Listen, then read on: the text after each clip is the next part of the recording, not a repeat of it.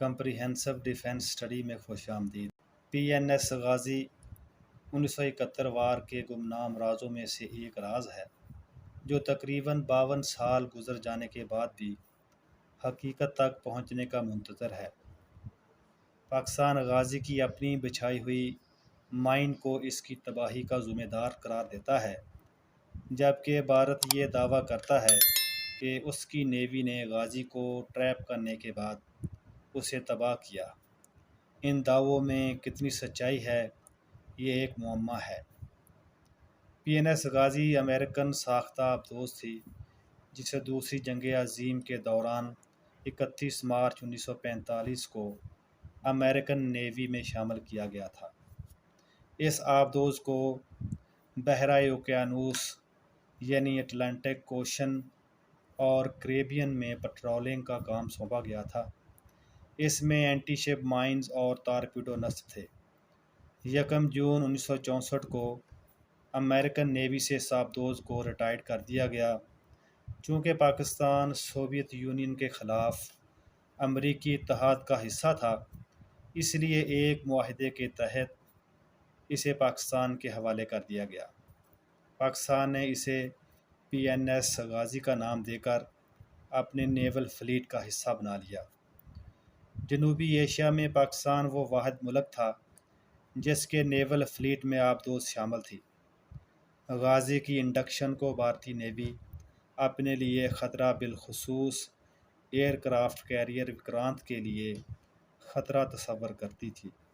اگلے ہی سال 1965 کی پاک بھارت جنگ میں غازی نے انڈین نیوی پر دہشت اور اپنی کمال پیشہ ورانہ مہارت کا لوہا منوایا۔ غازی نے بھارتی سمندری حدود میں مائنز بچھا کر ایئر کرافٹ کیریئر وکرانت کا راستہ روک دیا، جو غازی کے خوف سے نیول بیس تک ہی محدود رہا۔ اس غیر معمولی بہادری اور مہارت پر غازی کے عملے کو 10 گیلنٹری ایوارڈ سے بھی نوازا گیا، جس میں 2 ستارۂ جرأت تھے۔ 6 سال بعد ہی غازی کو ایک اور امتحان کا سامنا کرنا پڑا۔ 1971 کی پاک بھارت جنگ میں جب پاکستان یہ سمجھ گیا کہ بھارت پاکستان پر حملے کی تیاری کر رہا ہے، تو پاکستان نے 14 نومبر 1971 کو غازی آبدوز کو کراچی کی بندرگاہ سے روانہ کیا، جس کے عملے میں 93 لوگ سوار تھے، جن کے کمانڈر ظفر محمد خان تھے۔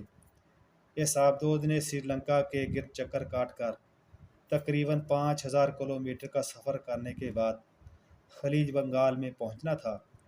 اس کی منزل بظاہر مشرقی پاکستان کی بندرگاہ چٹاگانگ تھی، لیکن غازی کے کمانڈر ظفر محمد خان کے پاس کچھ سیکرٹ ڈاکومنٹس تھے، جس کے بارے میں حکم تھا کہ آدھی مسافت کے بعد ان ڈاکومنٹس کو ڈی سیل کرنا تھا۔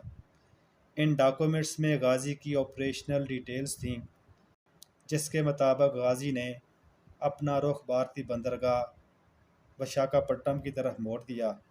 غالباً اس سیکرٹ مشن کے مطابق غازی کو ایئر کرافٹ کیریئر وکرانت کو تباہ کرنا اور بھارتی نیول بیسز کے گرد مائن بچھانا تھا۔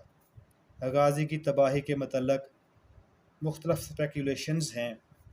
بھارتی اخبار دی اکنامک ٹائمز کے مطابق غازی آپریشنلی فٹ نہیں تھی، جو کہ میرے خیال میں بیس لیس ہے۔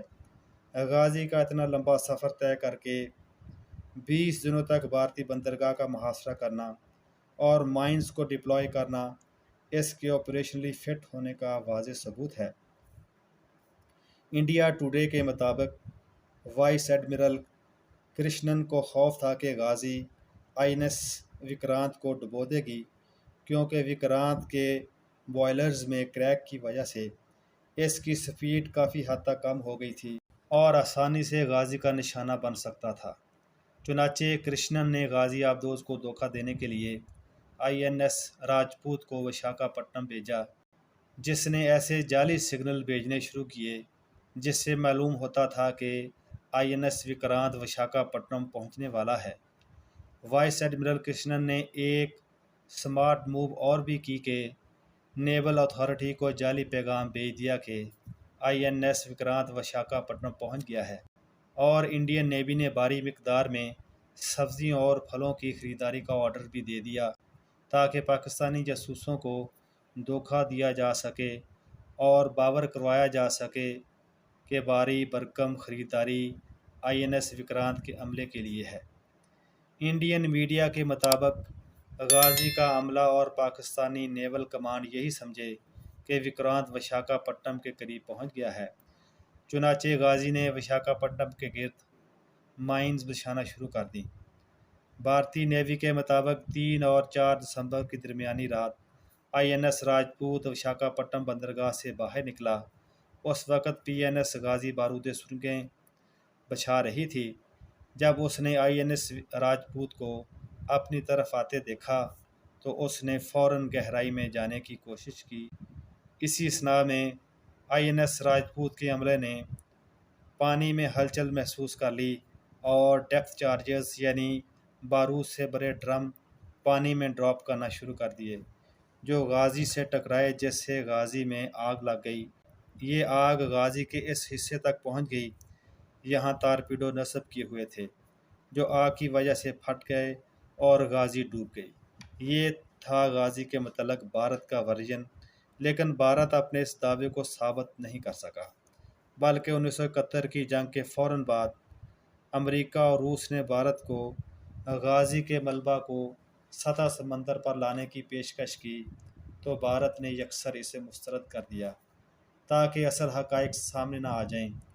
یہ حقیقتاً اسی طرح سے حقائق کو چھپانے کی کوشش تھی جس طرح کشمیر میں پلوامہ واقعہ اور پوسٹ پلوامہ واقعہ کو چھپانے کی کوشش کی گئی تھی، جو اب آہستہ آہستہ منظر عام پر آنا شروع ہو گئی ہیں۔ جیسا کہ اس وقت کے گورنر جموں کشمیر ستیہ پال کا اعترافی بیان کہ حملہ مودی رجیم کا پلانٹڈ تھا، اس کے علاوہ اپنے ہی ہیلی کاپٹر کو مار گرانے کے متعلق انکوائری اور ملوث افراد کا کورٹ مارشل، اور کچھ عرصہ بعد یقیناً یہ بھی منظر عام پر آ جائے گا کہ بھارتی ایئر فورس نے کوئی F-16 نہیں گرایا، بلکہ بھارت کے 2 طیارے سو-30 اور MiG-21 کو پاکستان کی ایئر فورس نے گرایا تھا۔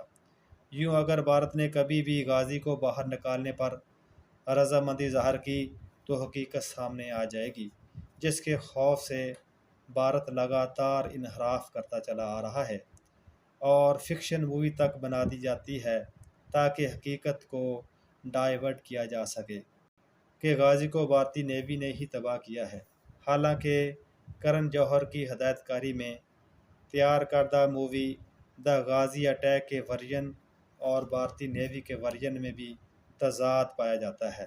جبکہ بھارت نے خود ہی سے بنائی تحقیقاتی ٹیم کو ٹاسک سونپ دیا جو کہ کسی حتمی نتیجے تک نہیں پہنچ سکی۔ پھر 2003 میں بھارت نے 10 غوطہ خوروں کی ٹیم کو غازی کے ڈھانچہ کی جانچ پڑتال کے لیے سمندر میں اتارا، لیکن یہ ٹیم بھی کوئی حتمی نتیجہ نہیں نکال سکی۔ البتہ جن بھارتی ماہرین نے غازی کا جائزہ لیا وہ اس نتیجے پر پہنچے کہ آبدوز کسی اندرونی دھماکے کی وجہ سے تباہ ہوئی۔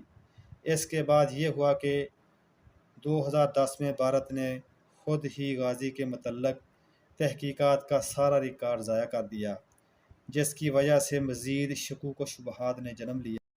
جبکہ ایک انڈین ریٹائرڈ جنرل جیکب نے یہ خیال ظاہر کیا کہ غازی کی تباہی حادثاتی تھی، اس میں انڈین نیوی کا کوئی رول نہیں تھا۔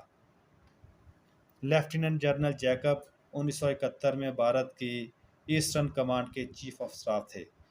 انڈیا ٹوڈے کے مطابق بھارتی نیوی کے ریٹائرڈ ایڈمرل ونود بھی کہتے ہیں کہ ہم یہ جاننا چاہتے ہیں کہ غازی کے ساتھ اصل میں کیا ہوا تھا۔ حقائق جاننے کی بہت ہسٹوریکل ویلیو ہوگی اور 1971 کے رازوں میں سے اس عظیم راز سے بھی پردہ اٹھ جائے گا۔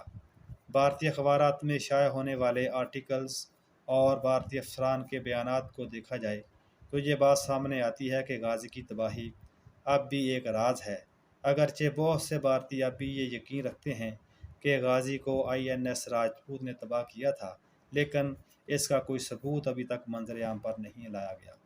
یہی نہیں بلکہ بھارت نے خود سے کی انویسٹیگیشن بھی ضائع کر دی اور امریکہ اور روس کو غازی کے ڈھانچے کو باہر نکالنے سے صاف انکار نے شکوک و شبہات کو مزید کنسولیڈیٹ کر دیا۔ سونے پہ سہاگا غازی پر بنائی گئی پروپیگنڈا فلم دا غازی اٹیک میں یہ دکھایا گیا ہے کہ بھارتی آبدوز کرنچ اور غازی نے ایک دوسرے پر ٹارپیڈو فائر کیے۔ کرنچ نسبتاً ہلکی اور غازی سے کم صلاحیت ہونے کے باوجود اس کے ٹارپیڈو نے غازی کو ہٹ کیا اور تباہ کر دیا، حالانکہ یہ انڈین نیوی کے ورژن کے غازی کو آئی این ایس راجپوت نے تباہ کیا یکسر مختلف ہے۔ انڈین میڈیا، نیوی اور عوام اب تک یہی نہیں سمجھ سکے کہ غازی کو انڈیا نے تباہ کیا بھی ہے کہ نہیں، جبکہ پاکستان کا شروع دن سے ہی یہی موقف ہے۔